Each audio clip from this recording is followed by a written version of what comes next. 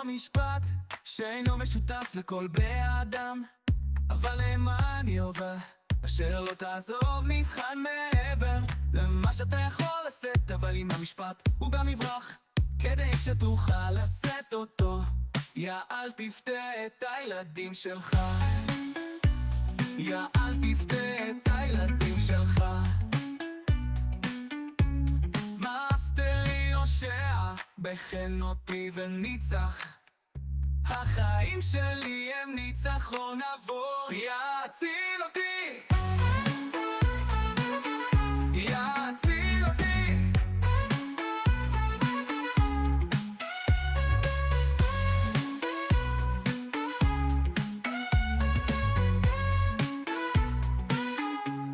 ביום ערבי שבו נאספה שניים או יותר בשמך, יא ניסתה אותי מאוד. המאסטר יושע איתי ולא נטש אותי, הלב שלי נחסם על ידי. יציל אותי, יציל אותי. לא בא לך משפט שאינו משותף לכל בני האדם, אבל למען יובה אשר לא תעזוב נבחן מעבר למה שאתה יכול לשאת, אבל אם המשפט הוא גם יברח כדי שתוכל לשאת אותו. יא אל תפתה את הילדים שלך, יא אל תפתה את הילדים שלך.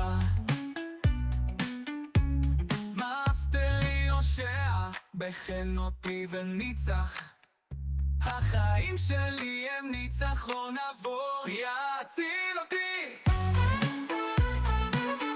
יציל אותי.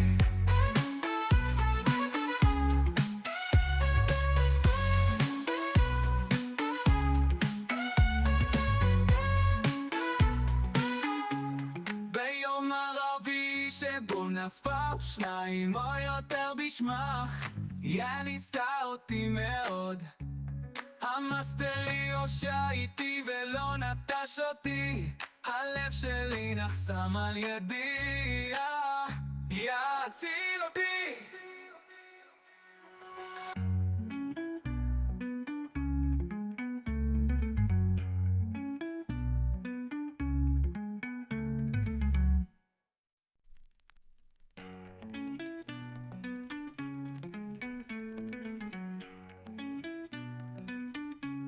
ביום ערבי שבו נאספה שניים או יותר בשמך, יא ניסתה אותי מאוד.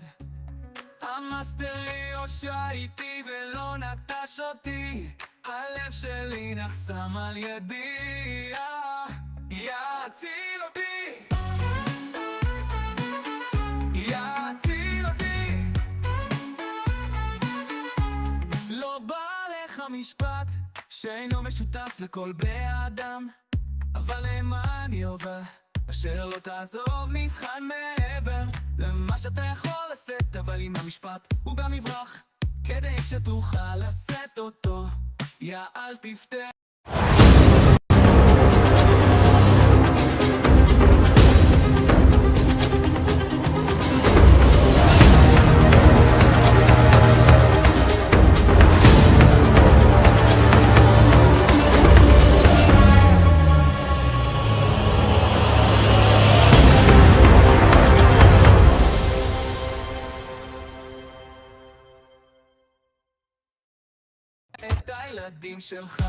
Shalom. Shalom, shalom. I'm over here jamming. Shalom. That early? That's pretty early for you to do I'm that. jamming on your songs, man. I'm over backstage. Thank you. Thank you. That's pretty amazing considering it's early. I'd be zombied out if I had to get up. Let's not talk about I mean, I would get up. I would get up, but I would not be ready to do anything. I would. Well, you know, I have to credit my amazing wife because she's the one that made sure I was sitting in this chair. So she made she gave you a little push. Mindy gets me. X marks the spot. Mindy's job is get me to the spot. She knows just put a quarter in him and he'll be fine. No, it sounds like a press secretary to me. She knows how to make sure I get to the right spot. Like I said, a Messianic press secretary. So a couple of things, if you don't mind, and we'll just No problem. throw it to you for a recap. So first of all, I want to let you guys know that we've been away ministering to our local flocks, right? That's right. And taking care of things locally, both here in Arizona. We had a plethora of meetings, at least we had, about, I would say, roughly 8 to 12 meetings, plus the other obligations, counseling and preparation and sermon preparation and food preparation. So that's why we weren't with you for the last 2-3 weeks. But we praise Yahuwah that we're back now. And I just want to give you a little background on that. And we'll be back at our normal time, Yahuwah willing, next week, right, at 11 a.m. Eastern Standard Time. Don't forget the conference is coming up very quickly. I mean, we're almost in the middle of April, right? Yeah. Flying. Time is flying. And the first week of July, we're going to get together in Amelia Island, Florida. Just the leaders. I mean, we're going to keep you guys, most of you guys will just relax and enjoy the summer. But for the leaders of the Alliance, there's still time to make plans and to join. And we're expecting a nice, intimate group where we get to know one another and talk and chat and see if we could fix everybody's life in 3 days, which is kind of a haughty goal, kind of an exalted goal. Because God knows, just because we've got titles next to our name doesn't mean we don't need a little fixing. Some of you are fixing to fix us, I guess. Some of you, come fix us. Seriously, that's a real covenant relationship. Is fixing each other, encouraging each other, admonishing each other. All the more as the day has approached, as opposed to will approach, but as in light of the fact that that day has approached and come and gone.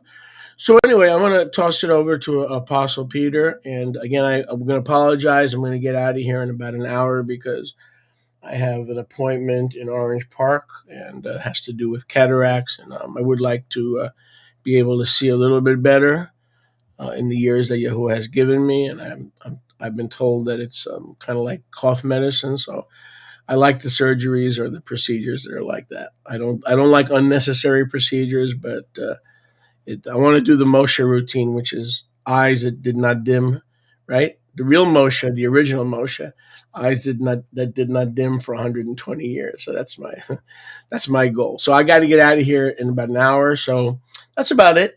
So Apostle Peter, the problem is you're not walking up mountains. See, there it is. You just need to go walk up a couple of mountains. You'll be fine. Maybe. But who knows what I'll be walking on according to your theology? I don't know what I'll be walking on. It's amazing how you could function this early. You're laughing. I would be crying. Like I gotta have my coffee. Just speaking of sight, just to see the screen. Oh no! It was actually I was very delighted. I've been looking forward to getting back together with you, and we miss our times together. At least I do. I enjoy our talks. No, I do. I definitely do. It's a little early today, but then again, we're off to a fine start. We warned everyone about some of the things that we ended up seeing, and then we ended up seeing them. And I think that continues to be the theme. And so, one of the good things is that as a result of our connection and as a result of what Yahuwah is doing, the people are not without direction. They're not without a compass, as some had hoped or supposed. And I think that is exactly why this is so critical. So very, very happy for all the members of the Alliance of Remnant Ministries. I saw a lot of unity out there. A lot. I saw a lot of brotherhood, and I am very proud of all of you. I just want to let you know that from me to you, I'm so proud of you that I just saw so much unity. Man. And I have to say, Alliance, you are impressive. It's impressive to see grown, many of ministries. I mean, I think of my brother Levino. I think of my other brothers that have come on board, and they're doing their own things. They got their own streams. They got their own directions. But boy, we remain united, and I'm just so encouraged by that, brother. Really Everybody am. has their own niche. Everybody has their own lane. Yeah. And I would describe it, as we're growing, I would describe it confident men who know their master, but they also know their calling. And And they know how to walk their line, something that I'm in the yeah, process of yeah, writing about, and I've mentioned it several times. This hopefully will be a year where I can complete some manuscripts. I've been working on so many other things, but those are waning, and now I'll have more time. And walking your line is a big one for me yeah, because, and I'm sure for you as well, Sholiak, because yeah, we are those who were given lines to walk that when we walk them, the world would see. And then that was itself an example meant to make them walk their lines. So this is meant to ripple as you pick up your calling, as you out there, my brother and my sister, pick up what you're called to do, you become the example and the ripple continues. So yep, we're just trying to get you going. yeah. And we honor one another with double honor because we realize it's a difficult task to be in leadership, and it's intimidating in many ways because Yeah. there's very few confidants. So the alliance, the word says to do not despise the day of small beginnings, but we've got a solid core. We don't need numbers. But we do need a solid core. And like just recapping the Moadim, like the first day of Chag Matzot, the 15th of Aviv, there's a perfect example. We had four groups get together, as we can do a little bit of a recap. Yeah. And we had four groups get together. We had four teachings, and it was it's Unprecedented. without sin agenda. Yeah. Sin, no agendas. Just glad we could hook up with other people and feel good and realize we're not crazy. Right. And not in competition, which again is our theme, a huge theme that we Too busy continue to be in competition, man. too busy, too much in love with each other. I root too much for my brother. So you can't get me to go, ooh, like some people are like, oh, did you see what he did? And I'm like, I'm proud of him. Why would I be competing with a brother who's out or a sister who's out completing? Oh no, It's wasted energy. When we wasted energy. if we compete, it's basically wasted energy. It really is. And how many years did we waste in that thinking process? How I much was a competitor. energy and I time? was a competitor. I was definitely a competitor. Just ridiculous thinking. And then as a result, we not only didn't make the progress that we needed to make, but we tore down. And we're all guilty. So I mean, we're talking, we're revealing, we're We grow, calling yeah, ourselves we grow. out. We But grow. you don't grow in that confidence. You don't become that confident minister without recognizing and acknowledging your own flaws and mistakes along the way. And that's something that Absolutely. you get accuracy because you're accurate when you rebuke yourself. You don't get accurate by thinking you're right all the time. Right. You get accurate because you know you're not. And You keep short accounts with Yahuwah, and you allow key people to speak into your life. Not That's right. everybody. You don't let everybody speak into your life, but key people. Boy, that's a big one. Yeah, just people that have your best interests at heart. And in the alliance, show far, show good. That doesn't mean there won't be some tears. That doesn't mean there won't be some birds in the proverbial Matthew 13 tree, or but for now, we remain echad in a very attractive place to plant your work. So going back to Pesach, we had our Passover on the 14th between the evenings, and we had a few new members join us as well as online, and it was a very joyous time. We reconnected with some folks that we've been part of our ministry, but they've moved or they relocated. And then the first day of Aviv with you guys, with Arizona and two or three other congregations. And then the last day of the 21st of Aviv, we had a nice closing assembly.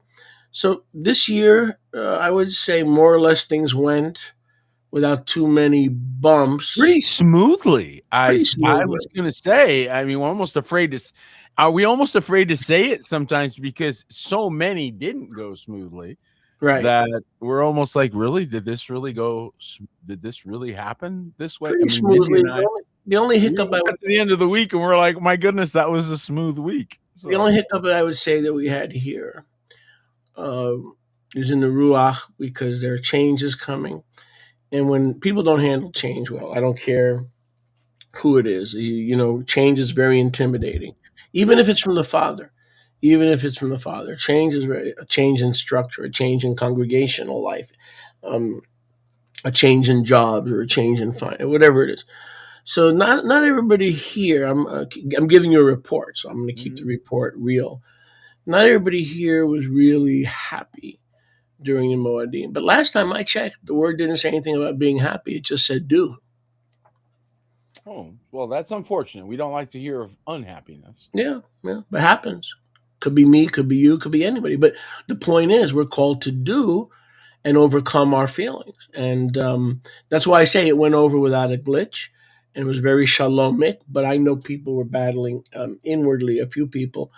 But they get the victory because they did the mitzvah. The victory is in the doing, and so that they don't deceive themselves thinking that they're doing when they're not doing. So you could feel crappy 1 or 2 days, but that's not going to negate the favor of Yahuwah that He has ordained for the doers of the word, right? Right. And I wonder how many are discouraged. And one thing that I wondered if we couldn't touch on is how the feasts now impact us, and what it is that we're now doing, because many people had the paradigm that you were keeping these feasts in preparation with a futurism mentality. Okay, and that was a lot of what motivated. So eschatology motivated people to want to reconnect to the feast. Well, that was the wrong connection point.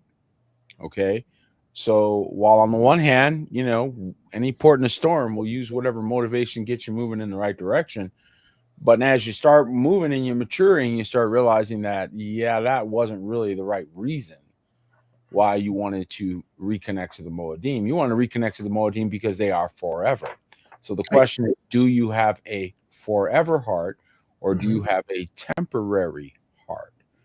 And that is a big, big message that I think comes through the feast really as loudly as it can come through anything, that the forevers are separated from the temporaries. And to reconnect with your identity, because the world, the flesh, and the devil, and our own mental illnesses will try to erase or scrub your identity. And I think that when we get into the feast, we reconnect with our identity, like Yahuwah says very clearly in the Hebrew, Zecher Litziat Mitzrayim, in memory, the word Zachar, where we get Zechariah, in memory of what I did. Because if you remember what I did for your ancestors, you can gear down, right, into second gear and not worry that the judge of all the earth will do right by you. So it's very important to remember that. And to stop thinking ourselves higher than we ought. Those that are walking around thinking that, you're getting the book of Isaiah every week. And I say this in love. I do. I say this in love. The absence of assembly is obvious in some people. The absence of accountability, the absence of brothers who aren't afraid to tell you you're cuckoo. Okay, that's cuckoo, what you were just thinking. But that has to be done in private. That has to be done, as you say. I'm just saying that if without it, though, brother, my point, though, without it, if I may, is that it's the accountability, however it's applied, whatever the technique. We can debate techniques and we can talk about methodology, but without a contact point, without contact surface, there's no opportunity. It doesn't matter how it's delivered. It can be delivered with butterflies and rainbows. If there's no relationship, you're never going to see it. And so it's obvious that we are absent the relationships themselves, not the content, not the rebukes, not all that. The relationships is what's making that ineffective. Without the relationship, you could have the best points, the best content, the best everything. I mean, you could be amazing, and nobody's going to hear you because the relationships are That's not key. there. And that's why Yahusha kept the relationships to 12. Because Yes. in the mixed multitude, they were mixed up. They were mixed up mentally, they were mixed up emotionally, they were mixed up doctrinally. You had Herodians hanging with Pharisees, you know, political strange bedfellows.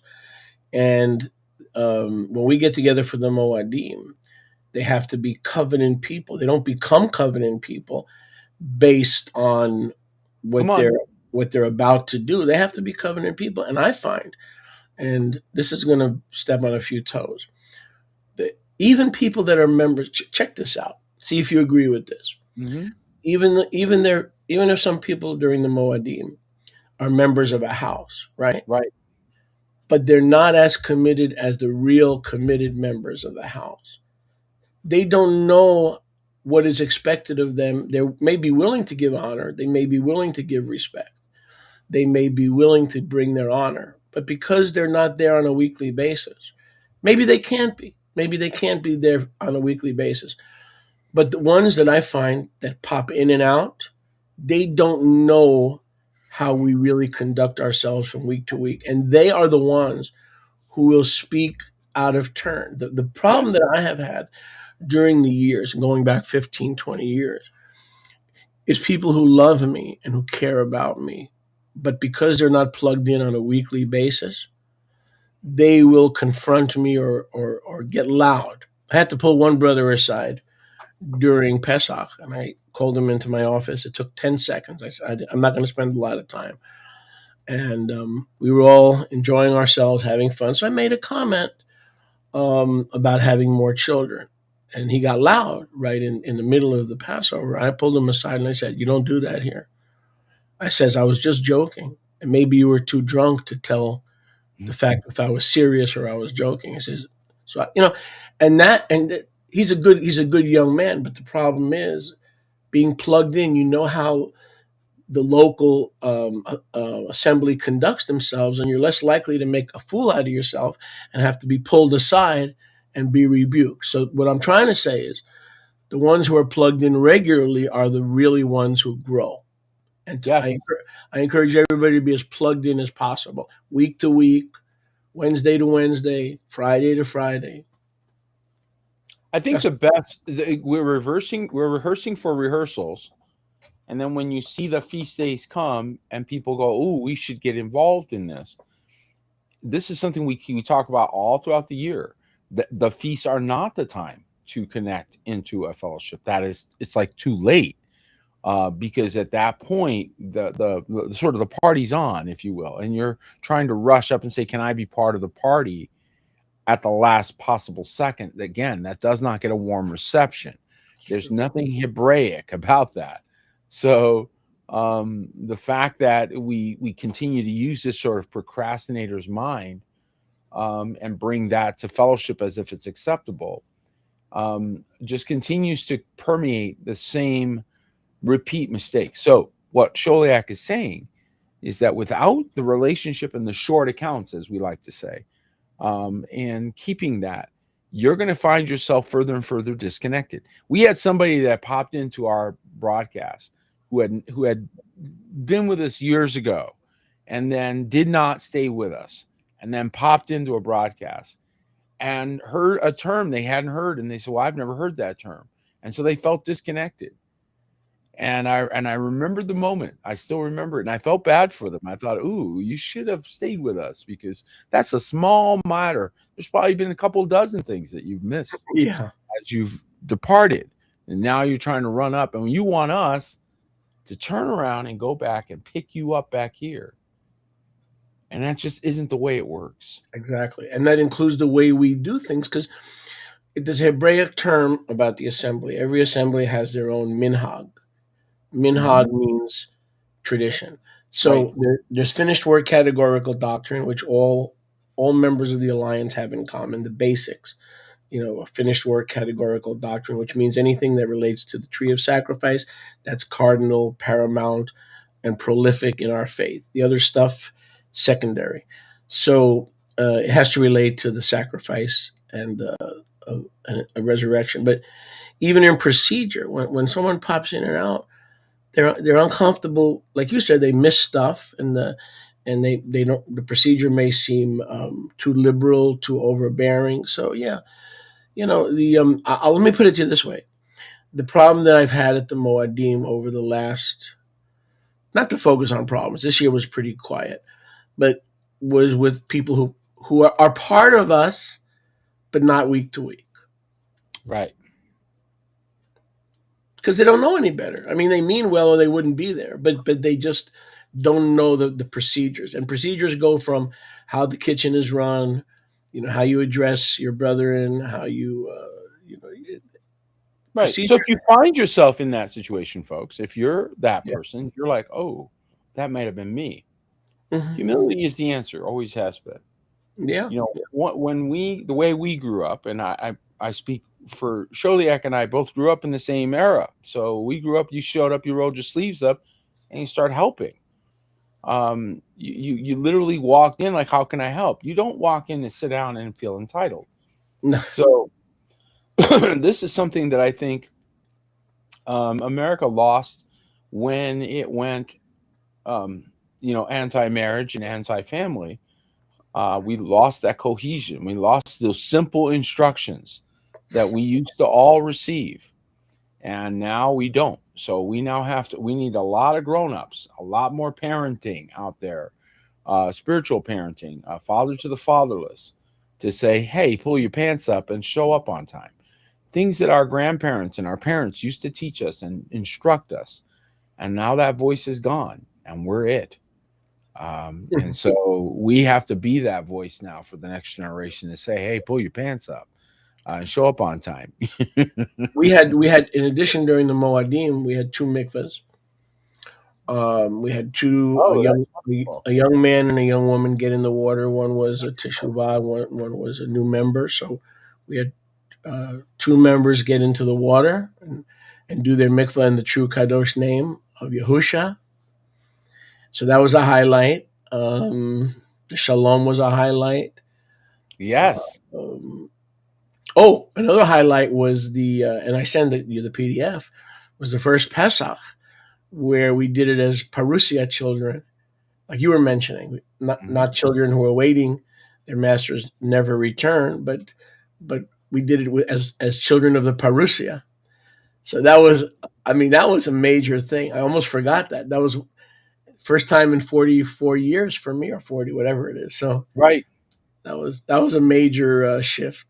So what did it tell me about that? Tell me how that impacted. Well, I mean, it got all the leaven out of the Seder. Like we thought we had, how you think you have all the leaven out? Mm-hmm. Opening the door for Elijah. Dude, Elijah ain't the only place Elijah's coming is on the subway.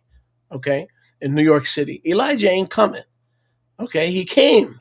Yusha said he came, and he will, and he was here, and they did to him whatever they want. Okay, so we used to open the door, it's Eliyahu. It's like stuff like that. Mm-hmm. So now we know John the Baptist was Elijah. We believe both times, one visible, one invisible. But Elijah ain't coming. Yahusha told you. First he said Elijah has come. First he said Elijah will come, but he has come. Well, wait a second. That doesn't make any sense. He will come, but he has come, right? So there's not 2 Elijahs or 15 Elijahs.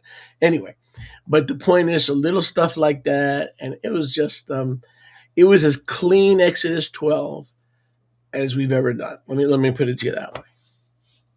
Well, there you have it. I mean, I think you summed it up beautifully. You ended up with clarity. The confusion is gone. The one of the things that we continue to point out is he says the wicked are destroyed. The wicked one is consumed by the brightness of the king's coming. And so the brightness meaning the understanding or the clarity of. And when you understand and put things in the proper perspective, it clears your life up. Now, the main thing is keep the main thing, and that is victory.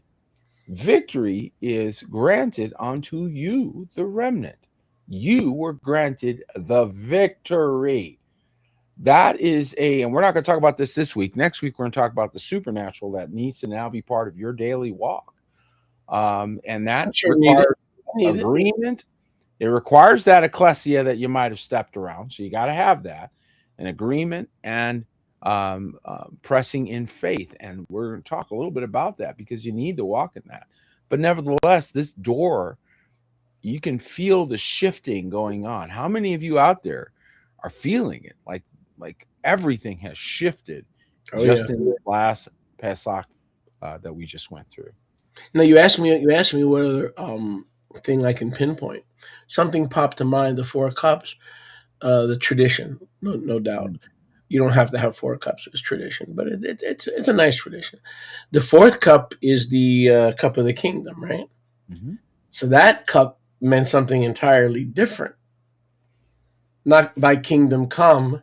We are running your kingdom. Thank you for trusting us, even though we're feeble and flawed human beings. So that 4th cup, just as an example, took on a completely different meaning this year. And it also changes the reason for the gathering. It changes our connection as a gathering. Because now you're not gathering in the hopes of being his dignitaries. You're gathering because you're his dignitaries. Selah. You're not gathering hoping to become his dignitaries. Mm-hmm. You're gathering because you are his dignitaries. Right. It's a gathering of the real United Nations that is not globalist, but is theocratic. And your authority is confirmed in the natural. So when you do things in the spirit, and we stand together in the spirit. Our last alliance meeting, we stood together in the spirit.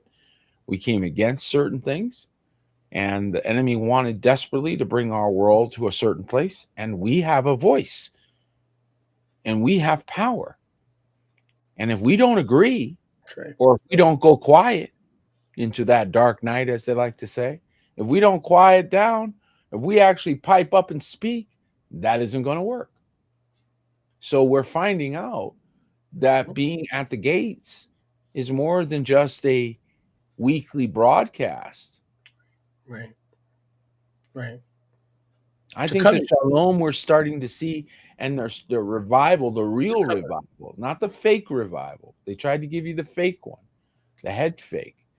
No, the real revival going on is happening one house at a time, one new purchase of a new Bible at a time, one membership of a remnant house, any remnant house at a time. That's right. You're seeing it very little. It's not big bands of millions of people at once.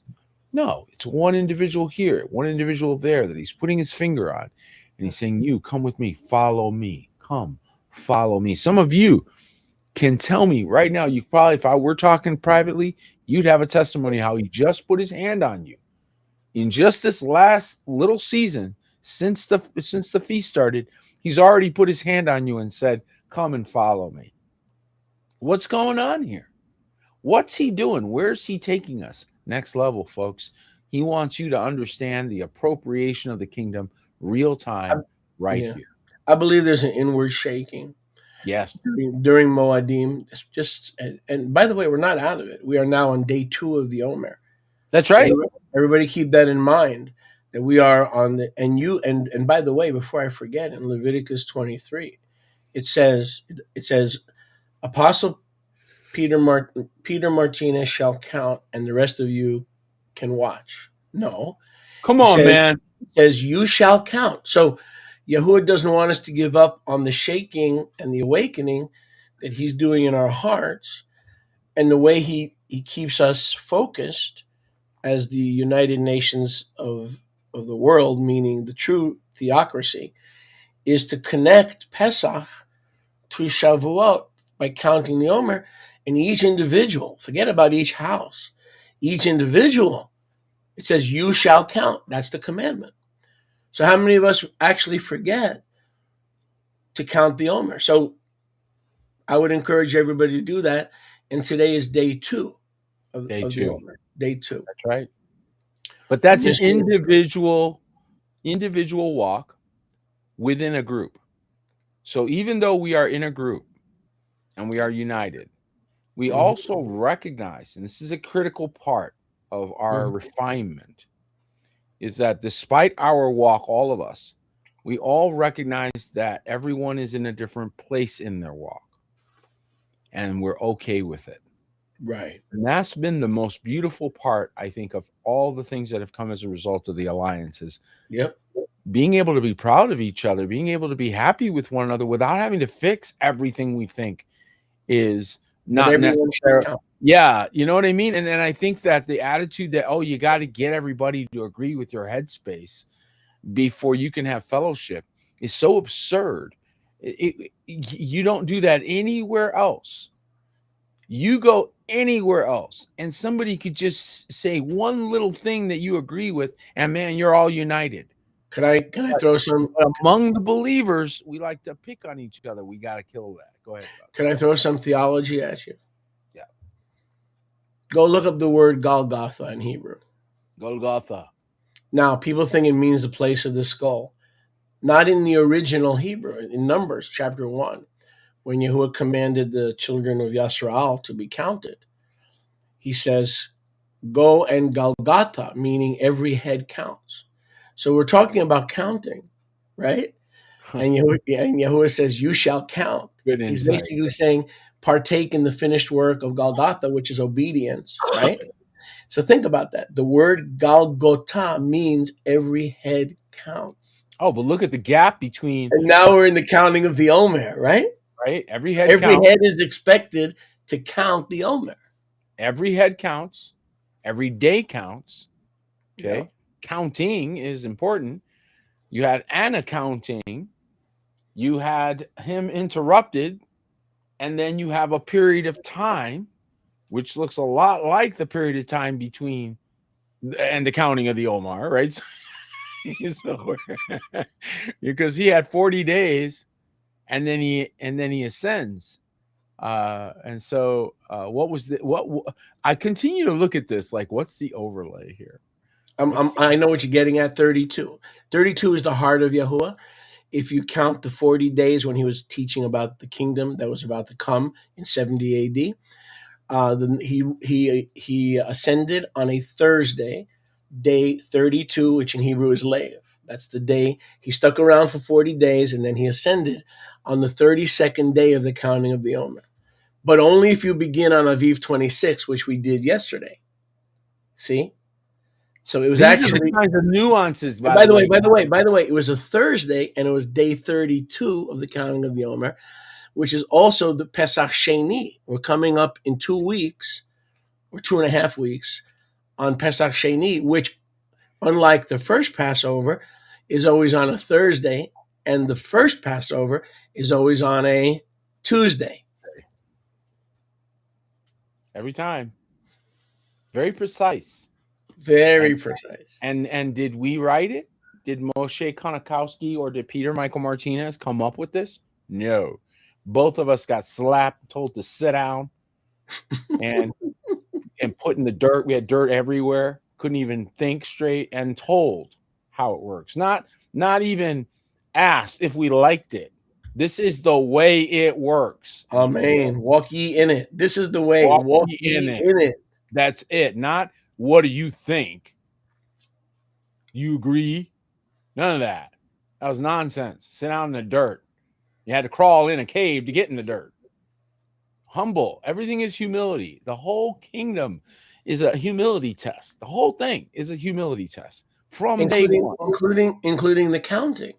Yes. The counting of the Omer. In other words, it's not, okay, the feasts are over and we have a vacation. No, you still count because every head counts. Yes. And Golgotha, the place of the skull, is where the head of the assembly watches who repents, who stays in Judaism, who stays in ism, this ism, that ism, this ism, that ism. And he counts the heads who are Golgotha. Every head is counted. So one of the million reasons to count the Omer is to become familiar with a counting or his counting. The concept is so strong. It's incredible. And when you give him when you give him your head, what does he do? Does he stare at your bald spot? No. When you give him your head, he counts the hairs on your head.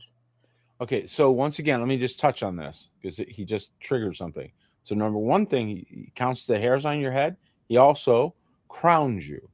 Yes. Let no man take thy crown, which only you can give up by your own disobedience, right?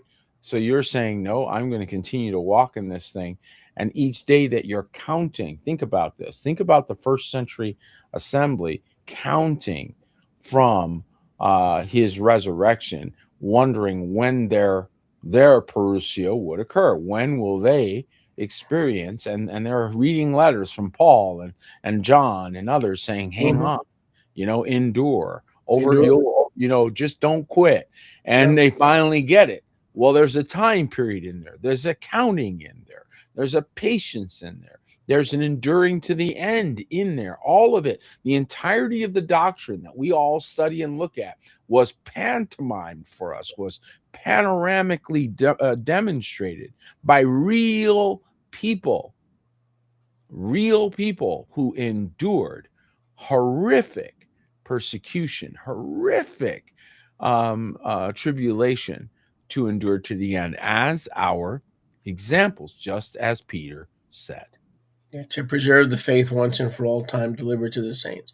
They died and suffered to preserve what we should treasure. Hey, check this out. So if you count the days from Aviv 18, which is Resurrection Shabbat, right? Aviv 18 is Resurrection Shabbat. He says he rose, and then he said he was with the Talmidim for 40 days and 40 nights, speaking and teaching of those things coming to the kingdom. So do the math. From Aviv 18, count 40 days, and you will come to the 32nd day of the counting of the Omer. See, you've got to start from the day of the resurrection, okay? And when you do that, you will come to the 32nd day of the counting of the Omer. So basically, when I don't know if he told his Talmidim that he'll be with them for 40 days, or that's something in retrospect that we understand. But if he told his Talmidim, and there's a good possibility that I will be with you for 40 days, and then on the 40th day your master will be ascended or taken, then they knew exactly when he would ascend. Now, I'm not saying he told them that. In retrospect, Luke accounts that to Theophilus. Interesting. I wonder if Yosha ever told them, listen, guys, I'm going to be here giving you Bible study for 40 days so that you'll know exactly the day your master is taken. I'm wondering about that. That's a very... I look forward to how you settle that one. We'll settle it at the conference. Who do you ask that one for? One thing I wanted to point out that I think came out during the feast that I don't think everybody kind of thought about until it came out was that a ransom is not established by the payer. So there are many people that have criticized. In fact, I saw one theme where people were like, why, human sacrifice, and they were condemning the sacrifice of Mashiach as human sacrifice, and they were trying to negate it. They were trying to negate its veracity. But I would remind everyone that the ransom is not established by the one who pays it, but by the one holding the ransom. And our enemy figured out blood and figured out that blood cries out a long time ago, very first murder. So it was right then and there that the decision was made that the son would have to give his life. This is why he talks about redeeming the firstborn in the children of Yasharel there in Egypt, which parenthetically is us coming out of the world. So again, he continues this theme, and which I thought was very, very powerful for especially this year, that you've been ransomed. So when the ransom has been paid, you are now free. You are not in that ransomed situation anymore, but not because that's what he prescribes. In other words, he doesn't prescribe human sacrifice. Our enemy asked for that and thought he won by demanding life, right? And as a result, Mashiach conquered death. So he did meet the ransom requirement, and then he overcame it.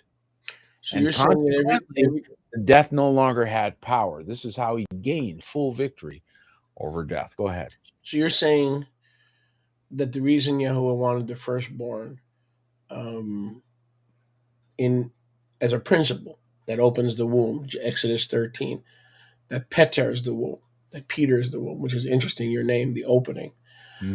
Peter is the womb, is because it all foreshadowed, according to Hebrews 12, the assembly of the firstborn, that the final assembly would be made up of those who were firstborn ones. Amen. Why Peter had the keys, he opened the womb of New Covenant Israel. Amen. So your name is pretty. Your name in particular is pretty important in the scheme of things, because every firstborn petered the womb, Peter. And that is what the new kingdom is. It is the womb. So he brings forth new life. And but the ransom was required by our enemy. So I wanted to say that, because many times, again, people misunderstand the power of the blood and why his blood was so important, and why his resurrection, which was now sealed on the Feast of First Fruits on the 26th day. And how many did not even think about that? If you were a disciple, I mean, you followed him everywhere, and you wouldn't have even seen him for 8 days. Even you wouldn't have seen him for 8 days. Where you at? He rose. We know he rose, but where you at? He made you From the wait 18th to the 26th. Feast of First Fruits, and then appears, not during, after 8 days, after he appears, having complied. See, this is the part that many people miss. Where were they? They were together. That's what you're supposed to be on the Feast of First Fruits. And so they were. They were together. Amen. Wow. Yeah, that's powerful. Yeah, that's yep. And then you got the 8 days there, and then the 26th, and the 26th is the first fruits. The 18th is the first fruit. As I said yesterday, Yahusha always has the preeminence. So he has his own week. Pesach week is all about the lamb. Oh, that's also what I wanted to say regarding human sacrifice. Look, this is very simple. Everybody can knock their head out against the wall if they want to. Here's the bottom line. Do people believe the good news? We're still talking about the Moedim. Do people believe the good news, or don't they believe the good news, right? No sperm. Everybody agrees on that, right? The father was his father, right? But not everybody understands the eggy. And according to Luke 1 in the Magnificat, in Luke 1:36 and 37, Miriam called him my savior. So Mary's egg was not sinless. If Yahweh had used Mary's egg, Yahusha could not have been sinless. Did Yahweh use Miriam's womb? Yes, he did. Talking about womb, right? But the general consensus is that there was no sperm involved, but there was an egg. The absurdity of that is so ridiculous. The father, the blood doesn't come from the mother. So in the body, when it's formed in the womb, the blood comes from the father. So the father, in fact, impacting the blood of the fetus, if you will. True. True. and the miracle of birth. Why not celebrate his miraculous? If you've ever seen what happens when a spine is installed, my daughter, she's a doula, and so she brings babies into the world. I'm so proud of her. She's such a wonderful example. And she sent me a video one time of in the fetus how that the spine, and they did it with light, and they were just showing how it lights up, how each of the brilliance of creation, the brilliance of the womb, and you gain so much respect for his process, which explains why the fallen taught men to abort, or women to abort, pre-flood, This came as a result of the fallen, the Nephilim, and they taught these wicked things to destroy the brilliance of. I mean, just out of pure jealousy, just pure jealousy. Okay, and they destroyed the brilliance of Yahuwah's creation, or attempted to. Attempted, yeah. And attempted to usurp it. And they were the original incubator of bastard makers. Sorry, folks. I'm just going to keep it real. And they continue to do that. But you know what? You're the remnant. You're the people that come out of that. And anybody, I don't care where you came from, can be redeemed and recovered. So he is father to even the fatherless. Yes, brother.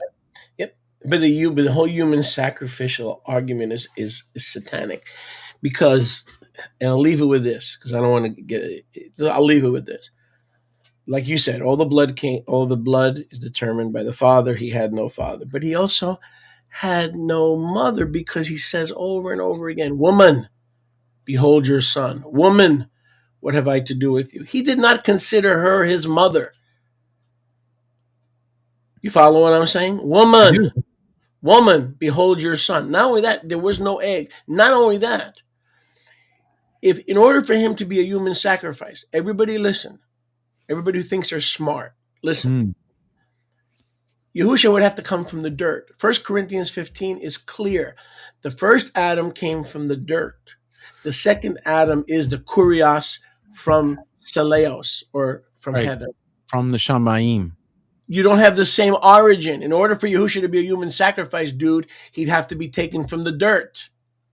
Nevertheless, the price requirement was the same.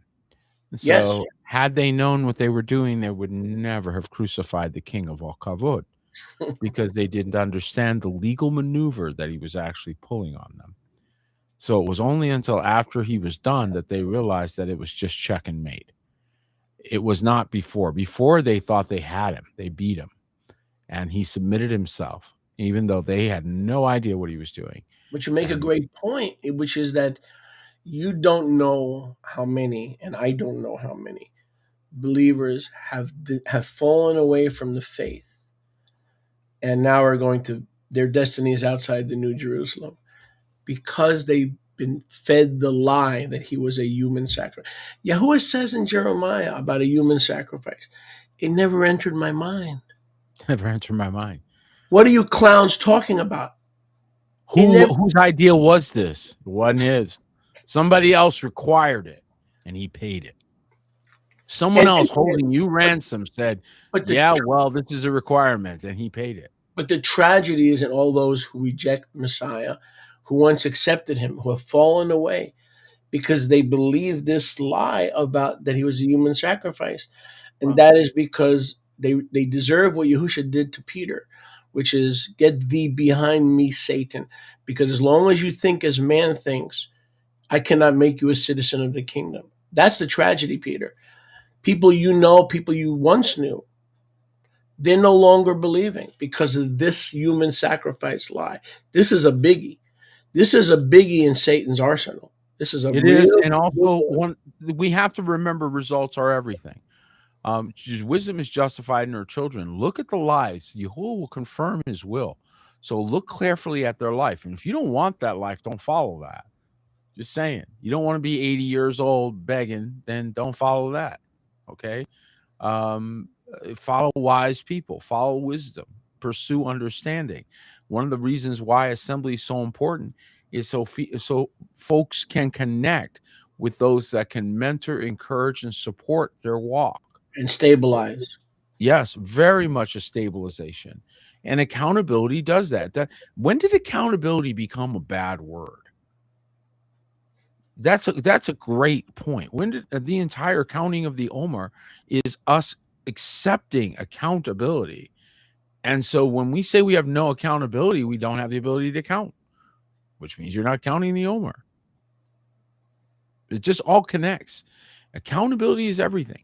We have to be willing to give account. In fact, we should be looking forward to it, so that if you do it ahead of time, you rehearse. I go sit with Moshe and I say, look over my stuff and make sure I'm right. And he says, oh, Peter, I see a couple of things. I'm going to be grateful. Thank you, brother. You caught it before I got inspected and gotten in trouble. Who doesn't love that? I don't know. I appreciate my friends. Most of the stuff you got right, just little stuff. Like I showed you the Yom Echad versus Yom Rishon. Little stuff. I didn't catch you on any big. All the big stuff you're correct about. But the thing is, with the rabbis and the Jews, it's like Yom Rishon. Well, that's beautiful. But if you read Genesis 1, it doesn't say Rishon. So little stuff, little. Yeah, Yom Echad, right? No, you're right. Yom Echad. Little things that they matter though, and without your brother. And why Echad? Because the first Yom had 3 parts. That's why. And if you don't have a brother, thank you, brother. If you don't have a brother that cares and has the courage, so this is why we're the house of the strong and courageous. Very courageous. Okay. Why courageous? Because it takes courage to tell your brother the truth. That's why. Okay. It's easy to lie to him. Tell him, no, that looks great. Or how many people tell their wife, oh, that food was good, or yeah, it was a great dinner. You're going to get it again, buddy. You might want to tell her what it really tasted like. Oh, I just did that on Shabbat, and she came at me and said, well, I'm not a restaurant. She's right. And here's another one, bud. You might be asked to demonstrate, so watch that. Be careful. You better not talk unless you're good at there slinging that hash yourself. Okay. I got to give her credit, man. By example. I got to give her credit. I said, but I was kind of nice. I was like, last week on Shabbat, the chicken was great. I said, but this week it was not so good. She goes, well, I'm not a restaurant. That's a good answer. I mean, I can't argue. That's a good answer. What can I say? You know what we say around here? I used to say that just quickly for those of you, because Mindy is becoming a phenomenal cook. Literally gets bell rings. What do you mean becoming? You can get in trouble. She was not a phenomenal cook. She became one. She will tell you that. And I want to tell you that it's because of positive feedback and not being afraid to say this is not a keeper. And because she can trust honest feedback, she knew it wasn't personal. She knew it wasn't attacking her. She knew that I'm on her side, right? So when she would hit one out of the park, man, you celebrate that. You let her know that was good. It was delivered in covenant love, and that makes the difference. It really does. Some stranger can't just walk up to your wife and say cooking sucks. No, but when you're in covenant love, then you take it from the source. Then you do it in love. You do things with understanding that you're going to be there the next day. There's no over-the-shoulder boulders you're throwing at anybody. This whole I'm leaving, let me give you my last assessment as I go. Keep that. Take it with you as you leave. Correct. I said take it with you as you go. We don't receive counsel from people that are in the process of exiting. That's correct. That's right. Never receive counsel from people who are leaving. Or never show up at the time they tell you to, or do what they tell you. They say that, right, do not take counsel. Your counsel should come from a small circle of friends. Remember Phil Oakes? That's right. Remember the singer Phil Oakes? He had a song, A Small Circle of Friends. Okay? You better take your advice from a small, faithful, covenant circle of friends. That's right. Folks, I want to remind you to get on over to rstne.com. Make sure you get your own copy. I just got my new one. And I don't know where I left it. Did you kiss it when it came in? Because if you my goodness, I was so excited. I was so excited. I wanted to walk around like a Catholic. You might lose I wanted to be a Catholic priest, brother. I wanted to walk around like Catholic. No. Don't skirt the question. Did you kiss it or not? If you kissed it, that means you didn't lose your salvation. So. But I walk around like that. This is the word of Yahuwah. Now, by the way, we get along this good without wine. Just think what happens at the conference if we have a glass of schnapps. Oh, my goodness gracious. We'll be laughing so much they'll throw us out of the restaurant or wherever we want. I hope so. I wouldn't mind getting thrown out of a place or two with you, my brother. Too much laughter. You're guilty of too much laughter. And then we had David, and we're just cracking up. David and I crack up all day. Tell me about it. It's apparent. It's very apparent. I can't even talk to him for 10 minutes without laughing. He calls me every day, by the way. I talk to David literally every day. Letting you know it's a very apparent. And man, we can't do it. We can't. They want to throw some theology in there, brother. Oh my goodness, it's so bad. I feel terrible for our audience. Like, oh my gosh, all you did was listen to us laugh for an hour.